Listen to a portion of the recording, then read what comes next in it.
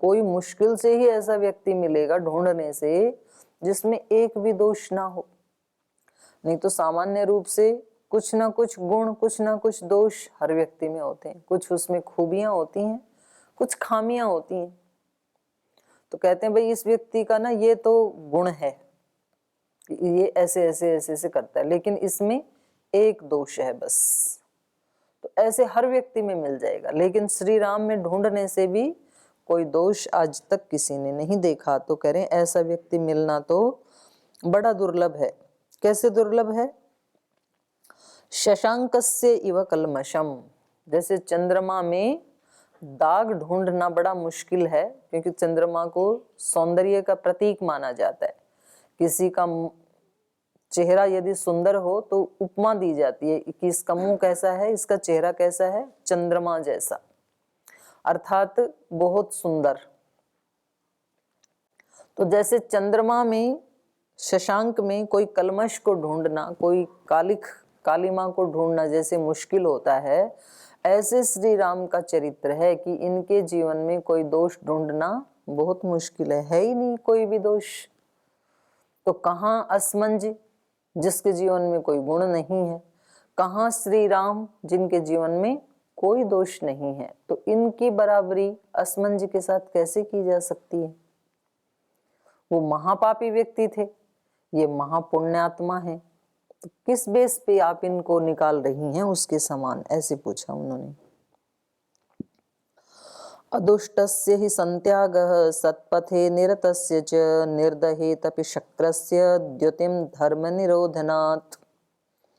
तो वो महारानी कैकेयी को कह रही हैं अदुष्टस्य, दुष्ट का उल्टा अदुष्ट, अर्थात सज्जन।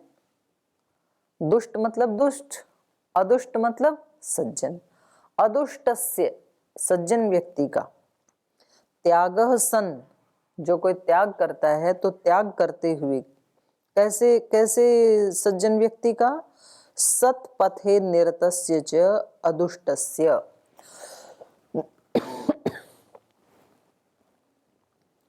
जो सदा सतपथ में निरत रहता है, सत्य पथ पे जो सदा आरूढ़ रहता है, सत्याचरण करता रहता है, ऐसे अदुष्टस्य त्यागः सन, ऐसे सज्जन व्यक्ति का त्याग करते हुए, शक्रस्य अपि द्युतिम निर्दहेत, ऐसे व्यक्ति का त्याग शक्र, इंद्र की द्युति, कांति को भी निर्दहेत, जला डालेगा। ये इतना बड़ा पाप है अगर किसी ऐसे सज्जन व्यक्ति को, जो निरंतर धर्म के मार्ग में निरत रहता है, लगा रहता है, जुटा रहता है, कोई सज्जन व्यक्ति अहरनिश धर्म के मार्ग पे चलता है, ऐसे व्यक्ति का अगर कोई त्याग कर दे तो ये उसका इतना बड़ा पाप हो जाएगा जो शक्रस्य द्युतिम अपि निर्दहेत, उसके धर्म में बाधा डालने से, धर्म निरोधनात्, उस धर्म के पथ पर चलने वाले व्यक्ति को अगर किसी ने उसके धर्म के मार्ग से हटा करके उसको तंग करने की कोशिश की तो उस व्यक्ति का त्याग शक्रस्य द्युतिम अपि निर्दहेत, इंद्र की कांति को भी जला सकता है। तो हम सब तो इंद्र से छोटे ही हैं, महाराजा दशरथ तो छोटे ही हैं, तो हम सब की कांति, हम सब का जो वर्चस्व है, जो हम सब का एक स्कूल की जो पहचान है, वो सारी जला दी जाएगी आपके द्वारा, उसकी द्युति को भी जला दे। इतना बड़ा पाप है ये कि सारी कांति को ही धो डालेगा, स्कूल की कांति को धो डालेगा, उज्ज्वलता जो है स्कूल की उसको ही जला डालेगा। तदलं देवी रामस्य श्रिया विहतया त्वया लोकतोपि हिते रक्षः परिवादः शुभानने श्रुत्वा तु सिद्धार्थवचो राजा श्रान्तः तरस्वनः शोकोपतया वाचा कैकेयीमिदम् अब्रवीत् एतद्वच्चो नेच्छसि पापवृत्ते हितं न जानासि ममात्मनो वा आस्थाय मार्गं कृपणं कुचेष्टा चेष्टा हि ते साधुपथादपेता अनो व्रजिष्याम्यहमद्य रामं राज्यं परित्यज्य धनं सुखं च सहैव राज्याभरतेन च त्वं यथा सुखं भुङ्क्ष्व चिराय राज्यम्। तो सिद्धार्थ कहते हैं तद अलम देवी, इसलिए हे देवी अलम बस करो इस पाप से।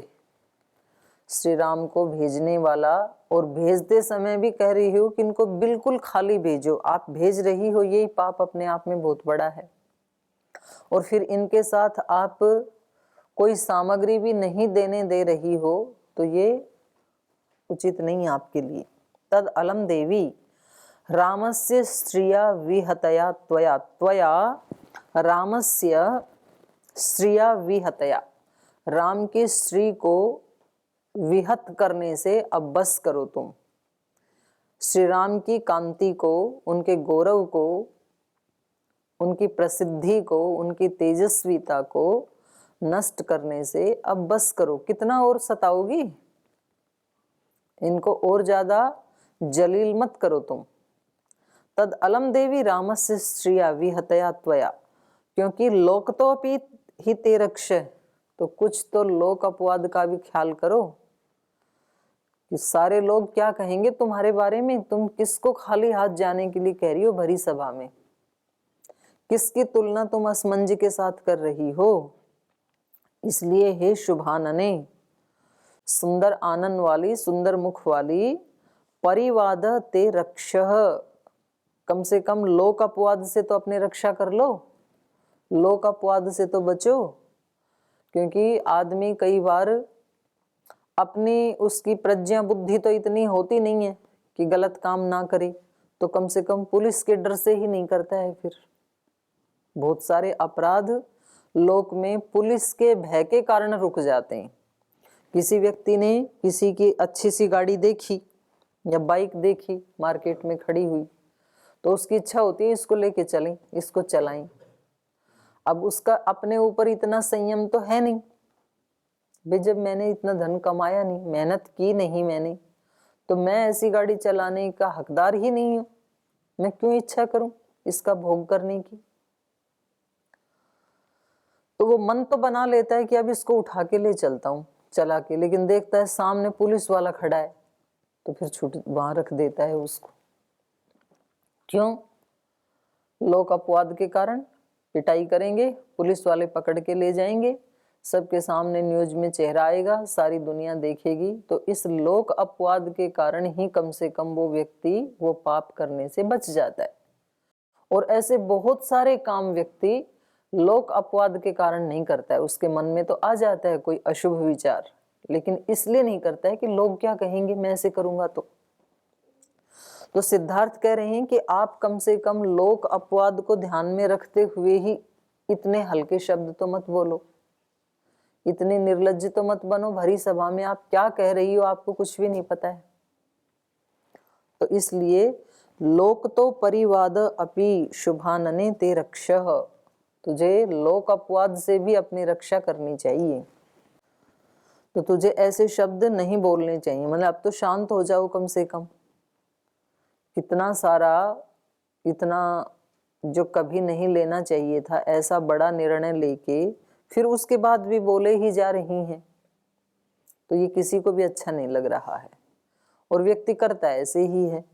जैसे एक बार किसी व्यक्ति ने थोड़ी सी चढ़ाई की और वो उस चढ़ाई से जब गिरने लगता है तो फिर वो बीच में नहीं रुकता है। ऊपर से अगर कोई पर्वत से गिरा ना तो कहाँ रुकेगा, फिर तो तलहटी में ही जाएगा, क्योंकि वो प्रवाह बन जाता है फिर। तो क्योंकि इसको इतनी ऊंचाई मिली कि राजा को ये सबसे अधिक प्रिय थी कैकेयी, सब रानियों से, दोनों रानियों से भी ज्यादा, और सब जितने भी इनके परिचित थे, मित्रगण थे, सबसे ज्यादा गौरव कैकेयी को देते थे। इसलिए राम के राज्य अभिषेक का समाचार सुनाने के लिए सबसे पहले उसी के महल में गई और किसी को नहीं बताया। तो ये किसी के द्वारा जो चढ़ाया हुआ व्यक्ति होता है ना, फिर वो जिस दिन गिरेगा तो कहाँ पहुंचेगा, वो रुकेगा कहाँ, फिर तलहटी में ही रुकेगा, क्योंकि उसकी अपनी कोई सामर्थ्य तो होती नहीं है। तो महाराजा ने ही इनको ज्यादा चढ़ा के रखा हुआ था। तो बीच में तो कोई ऐसी, कोई रस्सी, कोई वृक्ष, कोई ऐसी चीज होती नहीं जिसको पकड़ के व्यक्ति अपनी जान बचा सके। एक बार किसी पर्वत से गिरा तो फिर तो नीचे गंगा में ही आएगा, तलहटी में ही आएगा।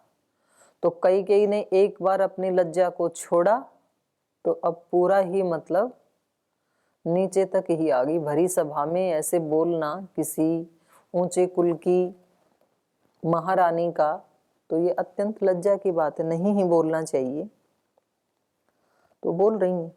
तो इसलिए वो कह रहे हैं कि कम से कम लोक अपवाद से रुक करके ही ऐसा मत करो। श्रुत्वा तु सिद्धार्थवचो राजा शांततरस्वनः शोको अपहतया वाचा कैकेयीमिदम् अब्रवीत। तो सिद्धार्थ के वचनों को सुन करके राजा कैसे हो गए, शांत तरह, स्वन, स्वन मतलब ध्वनि, शब्द, अत्यंत थकी हुई श्रांत तर ध्वनि में, शोक से उपहत होकर के, शोक से टूट करके, कैकेयीम इदम वाचा अब्रवीत, माने बहुत ही दुखी होकर के, अत्यंत शोक से टूट करके उन्होंने बहुत ही श्रांत विकल धीमे स्वर में कैकेयी से ये शब्द कहे। तो देखो, एक व्यक्ति जो होता है वो अपने कुल को बहुत बुलंदियों तक ले जा सकता है, कुल खानदान को इतना ऊंचा उठा सकता है, और एक व्यक्ति जब अपने जीवन को गिराने के लिए आए तो सारे कुल खानदान को नीचा भी दिखा देता है। कैकेयी ने दिखा दिया, इतना ऊंचा कुल है, इतने अच्छे लोग हैं, श्री राम जैसे पुत्र जिस कुल में है, भरत शत्रुघ्न लक्ष्मण सब भाइयों में कितनी प्रीति है, माता कौशल्या कितनी धार्मिक हैं, सुमित्रा कितनी धार्मिक, एक नालायक के कारण,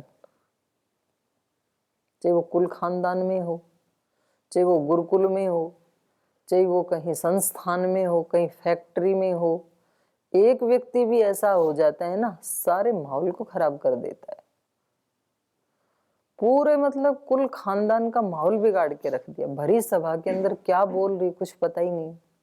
केवल वो ही कुल नष्ट नहीं होते हैं, उनके साथ जुड़े जुड़े लाखों लोग नष्ट हो जाते हैं। महाभारत में एक नालायक हो गया दुर्योधन,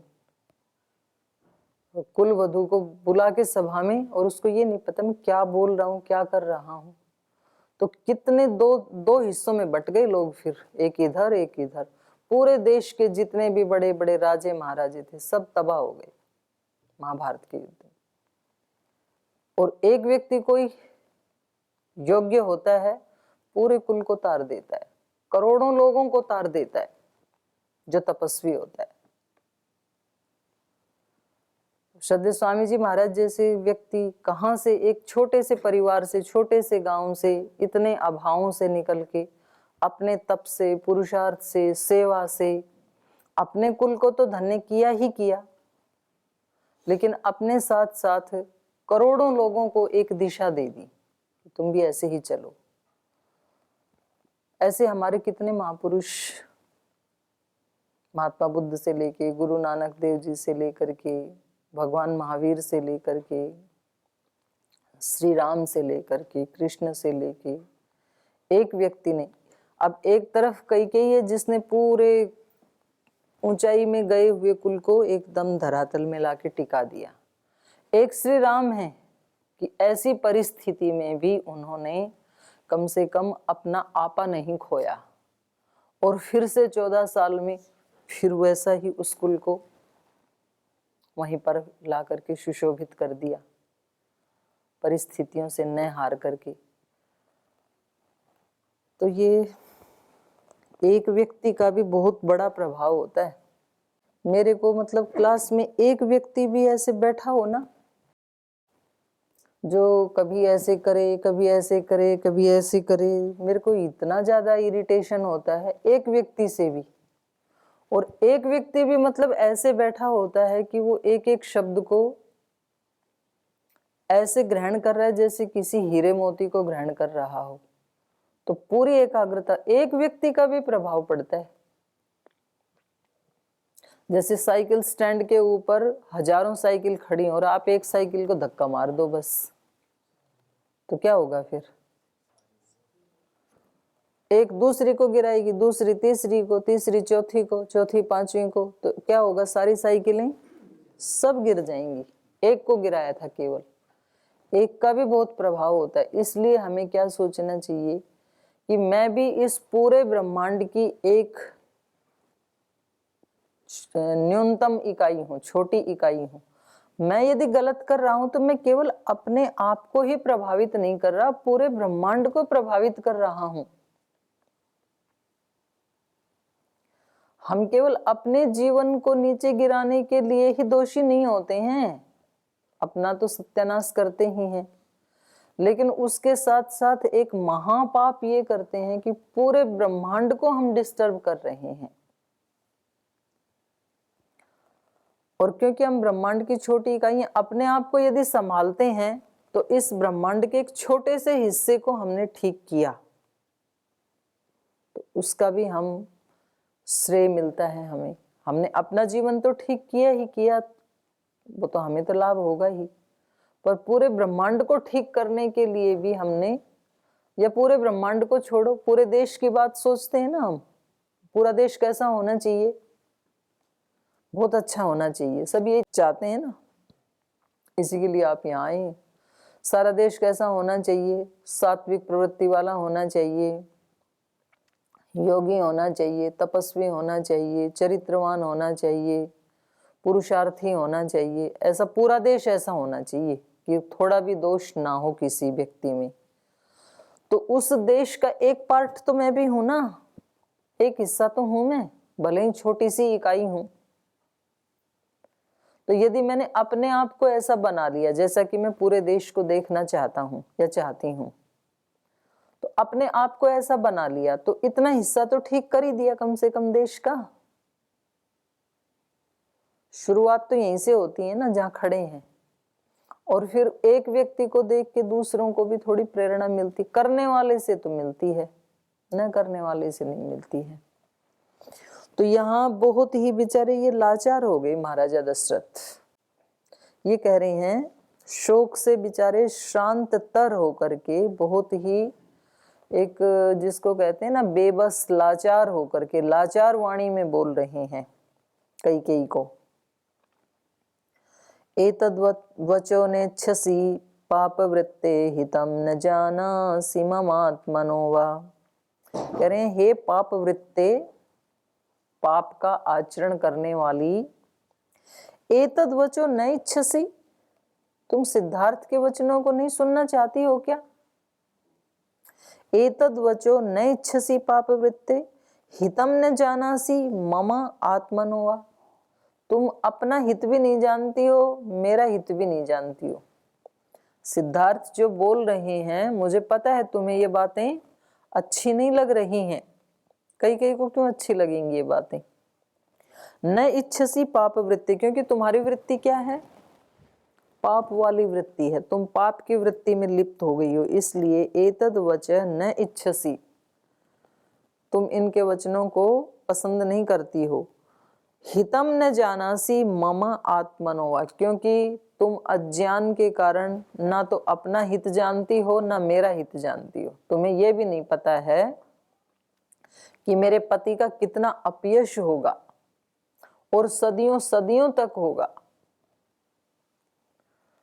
तुम यदि सचमुच मेरे से प्रीति करती होती, मुझे अपना पति मानती होती, तो क्या आप ऐसा काम थोड़ी करती जिससे मेरी अपकीर्ति हो, संबंधों में कोई भी ऐसा काम नहीं करेगा, पति या पत्नी जो एक दूसरे का आदर सत्कार करते हैं तो ऐसा कोई काम थोड़ी करेंगे जिससे उसका अपयश हो दूसरे का। तो कह रहे हैं आप मेरा हित भी नहीं जान रही हो, सारा लोक मेरे को क्या कहेगा, धिक्कार रहा है। और केवल आज ही नहीं धिक्कार रहा, जब तक सृष्टि रहेगी तब तक धिक्कारेगा। और अपना हित भी नहीं सोच रही हो, क्योंकि तुझे भी ये सारा लोक आज तो धिक्कार ही रहा है, पर आज ही नहीं सदा सदा नारी जाति के माथे पर कलंक की तरह आपको याद किया जाएगा। कि ऐसी भी कोई महिला होती है क्या? तो ना तुम अपना हित सोच रही हो, ना तुम मेरा हित सोच रही हो। आस्थाय मार्गम कृपणम कुचेष्टा चेष्टा हिते साधु पथात अपेता। क्योंकि तुम्हारी जो चेष्टा है वो कैसी है? साधु पथात अपेता, साधुता के पथ से तुम हट गई हो। अपेता हटा दी गई, साधु पथात अपेता साधु पथ से हटी हुई तुम। कृपणम मार्गम आस्थाय बुरे मार्ग पर स्थित होकर के, कुचेष्टा ही ते चेष्टा तुम्हारी सारी चेष्टाएं कैसी हो गई हैं? कुचेष्टा, बुरी चेष्टाएं हो गई हैं। क्योंकि जब व्यक्ति अपने धर्म से या अपने साधुता के पथ से गिर जाता है तो फिर अब वो जो भी करेगा ना सब गलत ही होगा। जैसे आपको सुबह सुबह दिन की शुरुआत में अगर आपके दिन की स्टार्टिंग गलत हो गई ना, पूरा दिन ही गलत जाता है फिर। क्योंकि हड़बड़ाहट में व्यक्ति क्या करेगा? गलत ही काम करेगा। जैसे कोई व्यक्ति सुबह सुबह उठने में देरी कर दी मान लो, तो अब वो देर से उठा है इसलिए वो व्यायाम प्राणायाम नहीं कर पाएगा तो उसके पेट में भारीपन होगा, पेट में गैस होगी, फिर खाना ठीक से, भूख ठीक से लगेगी नहीं उसको। फिर क्योंकि सोचता है कि अब तो मेरे को शाम तक किसी कार्य में जा रहा हूँ, ऑफिस में जा रहा हूँ, तो बिना भूख में नाश्ता खाएगा, फिर वो और सड़ेगा पेट में नाश्ता। फिर हड़बड़ाहट में जल्दी जल्दी नाश्ता, तब तक लेट हो गई तो हड़बड़ाहट में गाड़ी उठाई, उसको साफ भी नहीं किया। अब बिना साफ की हुई गाड़ी में बैठेगा तो मन में अशुचिता ही आएगी, क्योंकि शुचिता तो स्वच्छ स्थान से ही आती है। फिर उसको हड़बड़ाहट में जल्दी जाने के लिए तेज भगाया तो वो कहीं उसने टक्कर मार दी, फिर वहाँ लोग इकट्ठे हो गए, फिर वहाँ माफी मांगनी पड़ी। मन में टेंशन है कि ऑफिस में पहुंचना है, वहां से जैसे तैसे पैसे वैसे दे दा करके निपटा करके ऑफिस में गए, तो मन तो पूरा विचलित है ना। तो वहां जाते ही किसी व्यक्ति ने कुछ कहा तो वो उसने झुंझला करके बोला, क्योंकि मन शांत नहीं था। झुंझला करके बोला तो दूसरा व्यक्ति भी अपने घर से ऐसे ही आया हुआ था, उसने और ज्यादा झुंझला करके बोला। बोले आप ऐसा कैसे बोल सकते हैं मेरे से? बोले मेरा दिमाग खराब हो रहा है, मत बोल। बोल मेरा तेरे से ज्यादा हो रहा है। पूरा ऑफिस का माहौल खराब। ऐसे वो शाम तक मतलब जो भी करेगा ना अब वो सब बिगड़ता ही चला जाएगा। तो दिन की स्टार्टिंग अच्छी होती है तो फिर वो अच्छा अच्छा व्यवहार करेगा दूसरे से तो अच्छा ही अच्छा होता चला जाए। तो ये साइकिल है पूरा। तो अब कई एक बार यदि पथ से भ्रष्ट हो गई तो अब वो जो भी करेगी चेष्टा वो कुचेष्टा ही होंगी, सब अच्छी चेष्टा नहीं होने वाली हैं। तो इसलिए महाराजा दशरथ कह रहे हैं कि तुम इस कृपण मार्ग में स्थित होकर के जो भी तुम्हारी चेष्टाएं हैं वो कुचेष्टा कर रही हो, तुम साधु पथ से अलग कर दी गई हो, तुम विपरीत चल रही हो और तुम्हें ये समय हाथ आएगा नहीं। क्योंकि अनुव्रजिष्यामि अहम अद्य रामम, क्योंकि वन में केवल राम ही नहीं जाएंगे, अहम अपि अनुव्रजिष्यामि, मैं भी अनुक्रमण करूंगा राम का, मैं भी इनके साथ जाऊंगा। राज्यम परित्यज्य धनम सुखम च, राज्य का परित्याग करके, धन का परित्याग करके, सुख का परित्याग करके मैं भी श्री राम के पीछे वन में जाऊंगा। सहैव राज्या भरतेन च त्वम, तो कह रही हैं आप राजा भरत के साथ यथा सुखम भुंक्षस्व चिराय राज्यम, तो तू अकेली यहाँ रह करके भरत के साथ चिरकाल तक इस राज्य का सुख भोगना। यहाँ कोई नहीं रहेगा जिसको तू अपना सुख दिखा सके, ऐश्वर्य दिखा सके, ऐसा कोई व्यक्ति तुझे अयोध्या में मिलेगा नहीं। लेकिन कितना भी कहे, जब एक व्यक्ति ये सोच लेता है ना कि मुझे सुनना ही नहीं है, ये कुछ भी कहें। यहाँ कई बार हम देखते हैं कुछ बच्चे ना ऐसे कोई अपराध कर देते हैं, फिर उनमें स्वभाव में इतनी ढीठता आ जाती है, उनको कितना भी समझाओ। मुझे भी कई बार आश्चर्य होता है, इसके ऊपर असर क्यों नहीं हो रहा? इतनी अच्छी अच्छी बातें इसको समझा रहे हैं, इतनी प्रेरणा दे रहे हैं, उस पर कोई असर ही नहीं होता है। वो थोड़ी देर में मतलब 5, 7, 10 मिनट समझाया, 11वें मिनट में वही बात बोलती है जो 10 मिनट पहले बोल रही थी। तो 10 मिनट का कोई प्रभाव नहीं है, क्योंकि व्यक्ति अपने मन को ऐसा बना लेता है कि मुझे इनका सुनना ही नहीं है, मेरा फैसला हो गया, जो मुझे करना है बस मुझे वो ही करना है। तो ऐसे कई को हो गया, तो उसको सब लोग तो समझा रहे हैं। सिद्धार्थ ने भी समझा दिया, सुमंत्र ने भी समझा दिया, महाराजा दशरथ ने भी बहुत समझाया, लेकिन सब व्यर्थ है, कोई फर्क नहीं पड़ा उनके ऊपर। तो ये यहाँ पर त्रिंश सर्ग हमारा संपन्न होता है। अगला जो सर्ग है ये फिर हम अगली कक्षा में पढ़ेंगे। आज समय हो गया, आज यहीं विराम लेते हैं।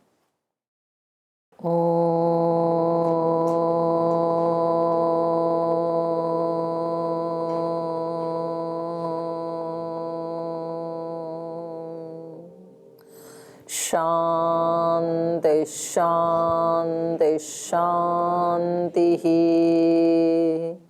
श्री गुरुभ्यो नमः। राम का गुणगान करिए, राम का गुणगान करिए, राम प्रभु की भद्रता का, सभ्यता का ध्यान धरिए, ध्यान धरिए, राम का गुणगान करिए, राम का गुणगान करिए, राम के गुण गुण चिरंतन, राम के गुण गुण चिरंतन, राम गुण सुमिरण रतन धन, राम गुण सुमिरण रतन धन, मनुजता को कर विभूषित, मनुज को धनवान करिए, ध्यान धरिए, राम का गुणगान करिए, राम का गुणगान करिए, राम का गुणगान करिए, राम। ओम श्री गुरु